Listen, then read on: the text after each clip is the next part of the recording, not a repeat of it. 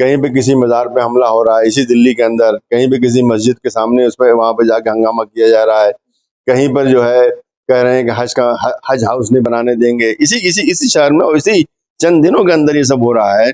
फिर ये यहाँ पे ये बात हो रही है, फिर एक आदमी उन्हीं में से जाकर के एक चैनल के ऊपर कहता है कि मोहम्मद साहब के ऊपर नौजुबिल्ला गालियां दे रहा है उसमें। तो ये सब जानबूझ करके किया जा रहा है।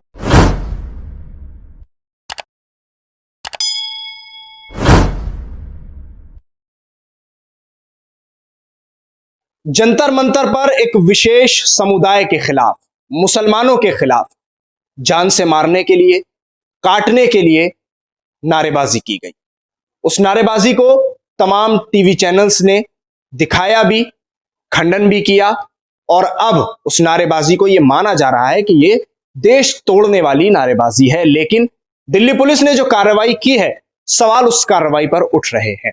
पूरे मुद्दे पर बातचीत करने के लिए इस वक्त मेरे साथ मौजूद हैं दिल्ली माइनॉरिटी कमीशन के पूर्व अध्यक्ष और मिली गजट के चीफ एडिटर जफरुल इस्लाम खान साहब। सर, सबसे पहले मैं आपसे ये जानना चाह रहा हूं कि जिस तरह से अश्विनी उपाध्याय, जो कि भारतीय जनता पार्टी के नेता भी हैं, उनको इस पूरे मामले में मुख्य आरोपी माना गया था और उनको दिल्ली पुलिस ने गिरफ्तार भी किया था, लेकिन एक दिन के अंदर अंदर अश्विनी उपाध्याय की बेल हो जाती है। आपकी प्रतिक्रिया? देखिए, बेल तो इसमें होना ही थी, इसलिए कि वो जो जिस एजेंडे पे काम कर रहा है वो इस गवर्नमेंट का एजेंडा है। वो गवर्नमेंट के लिए काम कर रहा है। माहौल को खराब करना, नफरत को फैलाना, ये इनका बेसिक एजेंडा है। इसलिए इसके बगैर ये समझते हैं, इनका ख्याल है कि इनको वोट नहीं मिलेगा। सारा काम जो है राजनीतिक काम है, सारा काम वोट बैंक तैयार करने का मतलब है। तो ये जो हो रहा है, कहीं पे किसी मज़ार पे हमला हो रहा है इसी दिल्ली के अंदर, कहीं पे किसी मस्जिद के सामने उस पे वहाँ पे जाके हंगामा किया जा रहा है, कहीं पर जो है कह रहे हैं कि हज हाउस नहीं बनाने देंगे इसी इसी इसी शहर में, और इसी चंद दिनों के अंदर ये सब हो रहा है। फिर ये यहाँ पे ये बात हो रही है, फिर एक आदमी उन्हीं में से जाकर के एक चैनल के ऊपर कहता है कि मोहम्मद साहब के ऊपर नौजुबिल्ला गालियां दे रहा है उसमें। तो ये सब जानबूझ करके किया जा रहा है। इसलिए वो अपने आदमी को क्यों नहीं बचाएंगे? होता यही है कि अगर सरकारी वकील मुखालफत नहीं करता तो बेल मिलती है, अगर मुखालफत करता है तो बेल नहीं मिलती है। अब स्टैन स्वामी जैसा आदमी, जिससे किसी को खतरा नहीं हो सकता, जो कि अपने हाथ से जो है पानी नहीं पी सकता है, वो कहता है कि मुझे जो है ना एक रीट चाहिए, मुझे वो नहीं दी जाती उसको। तो ये सूरत हाल ये है। तो ये सिर्फ ये बताता है कि ये सारी जो है, जो कुछ भी हो रहा है, ये सारा ड्रामा जो हो रहा है, ये सब जो है सरकार की मुआफ़क़त में और सरकार के सोच के मुताबिक हो रहा है। इसलिए उसको बेल मिलना जरूरी था। और ये भी यकीन मान लीजिए कि बेल के बाद जो मुकदमा चलेगा वो इतना हल्का होगा, इतने कम धाराएं लगाई जाएंगी उस पे। और ये कोई वकील जो है, वो जो सरकारी वकील जो होता है, वो कोई वीडियो पेश नहीं करेगा, कोई गवाह नहीं पेश करेगा, कुछ नहीं होगा, तो वो बरी हो जाएगा। वैसी सीधी बात है, चंद महीने के बाद आप देखिएगा वो बरी होकर के जो है सीना ठोक के कहेगा मैंने कुछ भी नहीं किया था, यही है कि देख लो मैंने किया था किसकी। जी जफर साहब, एक चीज और भी है, जो पिंकी चौधरी नाम का एक व्यक्ति है जो लगातार, आपने भी अभी बताया कि प्रॉफिट को भी वो लगातार टीवी चैनल्स पर बैठकर अभद्र भाषा का इस्तेमाल भी कर रहा है। वो कह रहा है कि हाँ, हमारे ही आह्वान पर लोग आए थे, हमने ही बुलाए थे, और ये जो नारे लगा रहे हैं ये बच्चे हैं, बालक हैं, इनसे गलती हो गई है। पुलिस उस पिंकी चौधरी को गिरफ्तार करने में क्यों अभी तक नाकाम है, जो कि लगातार हर टीवी चैनल पर लाइव बैठ रहा है? तो क्या उसकी लोकेशन ट्रेस नहीं हो पा रही है? नहीं, देखिए, उसको किसी टीवी स्टेशन में बैठने की जरूरत नहीं है, उसके मोबाइल से मालूम हो सकता है। इनके पास ये सब इस तरह के इक्विपमेंट आज से नहीं बल्कि 10-15 साल से मौजूद हैं कि आपके मोबाइल से मालूम कर लेंगे कि आप इस वक्त कहाँ पे हैं। तो अगर वो ख्वाहिश रखते तो वो कब से गिरफ्तार कर चुके होते, लेकिन वो ख्वाहिश नहीं रखते हैं वो। और अगर गिरफ्तार भी करेंगे तो उसी तरह का होगा जिस तरह से उपाध्याय के साथ हुआ होगा, और शाम को जो है होगा, और अगले दिन वो उसको बेल मिल जाएगी। तो ये सब लोग जो हैं, चाहे दिल्ली के अंदर हो रहा, यूपी के अंदर हो रहा है, या दूसरे मध्य प्रदेश में कहाँ कहाँ ये सब चीजें हो रही हैं, कर्नाटक में हो रही हैं, ये सब कुछ जानबूझ करके कराया जा रहा है। इसलिए कि इस सरकार के पास दिखाने के लिए कुछ भी नहीं है। ये निकम्मी और नाकाम सरकार रही है। अब इसके पास नफरत जो है, हेट पॉलिटिक्स, इसके अलावा कुछ नहीं है, और उसी से वो चाहती है कि वो जीते। तो ये इम्तिहान है, हिंदुस्तानी वोटर का, हिंदुस्तानी कौम का एक इम्तिहान है कि क्या तुम जो है एक ऐसी गवर्नमेंट को चाहे वो स्टेट इलेक्शन हो या जो अभी जनरल इलेक्शन आने वाला है 3 साल में, उसमें ऐसे लोगों को वोट दोगे जो कि पूरी तरह से नाकाम हो चुके हैं, जिनके सारे वादे खोखले साबित हो चुके हैं, इकोनॉमी बिल्कुल बैठ चुकी है, इंटरनेशनल रिलेशंस पूरी तरह से बैठ चुके हैं, मुल्क की इतनी बदनामी इन्होंने करा दी है दुनिया भर में, चीन के सामने ही बिल्कुल घुटने टेक दिए हैं। यानी जो चीज आप सोच सकते हैं उसमें जो है उन्होंने, कोरोना का मामला आया, ये लोग घर में बैठ करके जो है पर्दानशीन औरतों के साथ बैठे हुए थे, कुछ काम नहीं कर रहे थे, कुछ नहीं किया इन्होंने, तो इनका निकम्मापन पूरी तरह साबित हो चुका है।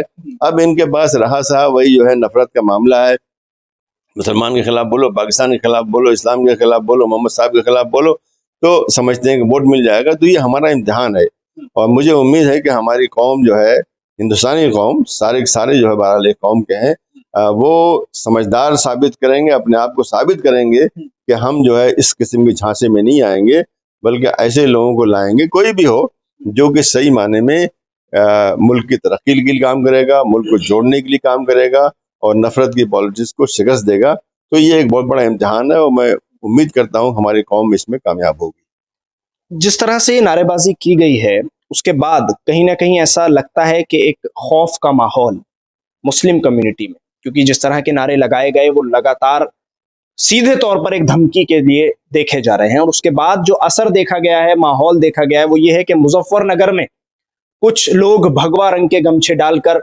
मार्केट में निकल गए हैं और उन्होंने कहा है कि अब जो आर्टिस्ट हैं, मेहंदी आर्टिस्ट मुसलमान, उनसे कोई मेहंदी नहीं लगवाएगा, इनका आर्थिक बहिष्कार करने की जरूरत है, और इसकी तरफ तेजी से ये काम आगे बढ़ रहा है। तो क्या एक खौफ का माहौल मुस्लिम कम्युनिटी में इन तमाम चीजों के बाद है या नहीं है? नहीं नहीं, देखिए कोई नई चीज तो है नहीं है।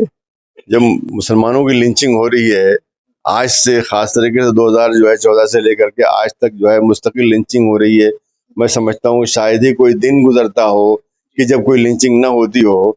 तो ये तो माहौल कायम हो चुका है। आज आपको मुझे भी जो है बाहर निकलते हुए डर लगता है, मालूम नहीं क्या हो जाएगा, हम वहाँ सालिम पहुंचेंगे नहीं पहुंचेंगे, कहीं पर जो है हमारी पिटाई नहीं हो जाएगी, कहीं पर कोई जो है हमें गाड़ी में से खींच के कहेगा चल चल जय श्री राम बोलो। जय श्री राम तो दिल से बोला जाता है, जबरदस्ती नहीं बोला जाता है। अभी हिंदू रिपोर्टर ने भी कहा कि मैं जबरदस्ती नहीं बोलूंगा मैं।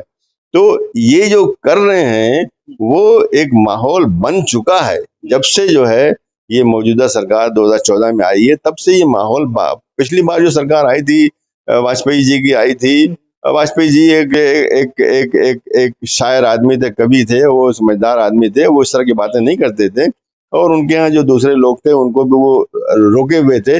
उसके अलावा उनकी सरकार जो है बहुत सी दूसरी छोटी छोटी पार्टियों के ऊपर निर्भर थी, इसलिए वो सब वो नहीं कर पाते थे। वो ये सरकार जब से आई है 7 साल पहले से, इस सरकार का रवैया जो है बिल्कुल बदला हुआ है। ये समझते हैं इन्हें रोकने वाला कुछ भी नहीं है। पार्लियामेंट के अंदर, पार्लियामेंट के बाहर, जुडिशरी, पुलिस, ब्यूरोक्रेसी, हर चीज को उन्होंने कुछ ऐसा कर रखा है कि सिर्फ उनकी बात चलती है, जो कि बहुत ही गलत है, इस मुल्क के लिए गलत है।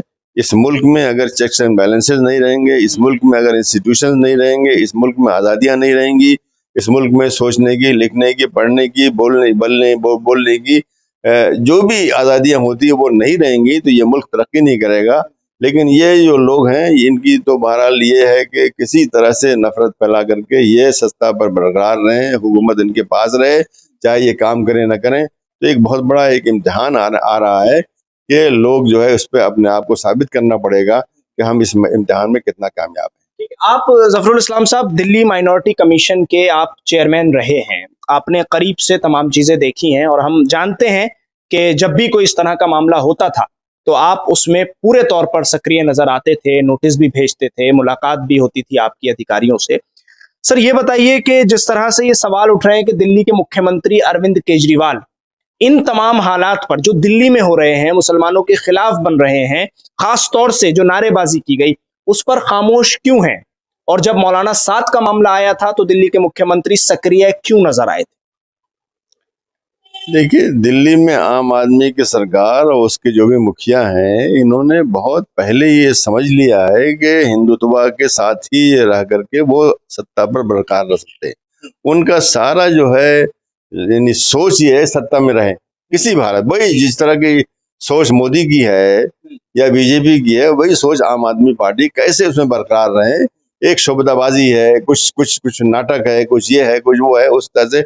इसलिए उनको सूट नहीं करता, किसी से सूट नहीं करता कि वो मुसलमानों के मुआफिक वो नजर आए, वो तो वो बात नहीं करते। अभी आपने देख लिया पिछले साल जो राइट हुआ था, राइट में किस तरह से खामोश बैठे हुए थे, जबकि उनका फर्ज था, मतलब ये आईनी फर्ज था उनका कि वो उस राइट में मुतहर्रिक होते, वो जाते। ये कह सकते हैं भाई पुलिस हमारे साथ नहीं थी, लेकिन अगर क्या चीफ मिनिस्टर और डिप्टी चीफ मिनिस्टर जो है उस इलाके में पहुंचता है तो पुलिस उनको रोक सकती थी? नामुमकिन था। पुलिस बल्कि उनको प्रोटेक्शन देती, उनको उनको उनको जाते वो, लेकिन नहीं गए। उसके बाद में भी नहीं गए, मैं समझता हूँ आज तक भी नहीं गए होंगे वो, जबकि उसी जमाने में लेफ्टिनेंट गवर्नर गया, उसी जमाने में, लेकिन ये आज तक भी नहीं वहां गए होंगे। तो ये इन्होंने एक सोच बना ली है कि हमको जो है हिंदू को खुश करना है, मुसलमान को नाराज करने में कोई फर्क नहीं पड़ता, वो तो कहाँ जाएगा। वही जो पुरानी सोच कांग्रेस की हुआ करती थी, कहाँ जाएगा। तो बहरहाल मुसलमान जो है वो समझदार हो चुका है, उसको जो है मालूम है वोट देना है, नहीं देना है, नहीं भी देना है। मैं समझता हूँ कि एक बहुत बड़ा ऑप्शन ये भी होना चाहिए कि हमको वोट नहीं देना है। दिखाएं, दुनिया को भी दिखाएं और इनको भी दिखाएं कि हम वोट नहीं देंगे। तो ये जो कुछ भी कर रहे हैं वो जानबूझ कर रहे हैं। और कमीशन का जो आपने बताया, कमीशन के पास बहुत पावर है। कहते हैं कि साहब पावर नहीं है, लेकिन ये कि पावर बहुत है, बशर्ते कि आप इस्तेमाल कीजिए। भाई आपको डंडा मिला, आप इस्तेमाल नहीं करेंगे तो वो कुछ भी नहीं है, लेकिन डंडा इस्तेमाल करेंगे तो कोई भी कुत्ता, कोई बंदर भाग जाएगा। तो आपके पास अख्तियार है, लेकिन उस अख्तियार को लोग इस्तेमाल नहीं करते हैं। तो मैं इससे ज्यादा कुछ नहीं कहूंगा, लेकिन मैं यही चाहूंगा कि ये कमीशन जो भी है, जो जिम्मेदारी उनको दी गई है, अपने एक्ट के मुताबिक, अपने कानून के मुताबिक अपनी जिम्मेदारी को निभाएं। बहुत बहुत शुक्रिया जफरुल इस्लाम साहब इस पूरे मुद्दे पर INN चैनल से विस्तार से बातचीत करने के लिए। तो जिस तरह जफरुल इस्लाम खान साहब ने साफ तौर पर कहा है कि अश्विनी उपाध्याय को बेल मिल गई है, और ये कोई मुश्किल काम भी नहीं है। अगर पिंकी चौधरी की भी गिरफ्तारी हो जाती है तो यूं ही शाम तक पिंकी चौधरी को भी बेल मिल जाएगी, क्योंकि इन तमाम चीजों को हवा देने वाले जो लोग हैं, बढ़ावा देने वाले जो लोग हैं, वो हुकूमत पर बैठे हुए हैं, सरकार में बैठे हुए हैं। ऐसा सीधे तौर पर कहना है डॉक्टर जफरुल इस्लाम खान का। दिल्ली से INN चैनल के लिए साहिल नकवी।